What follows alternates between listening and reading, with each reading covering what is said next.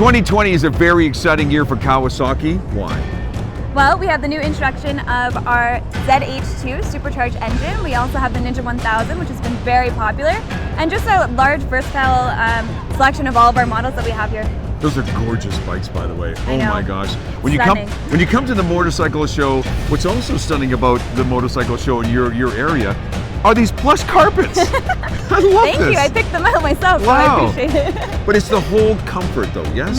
And Yeah. you want folks to feel comfortable on bikes and in your area.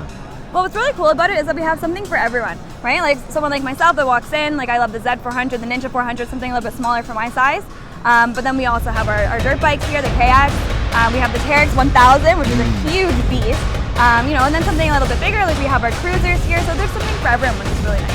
An exciting year for Kawasaki 2020. Thanks, Jerry. Yes, you're welcome.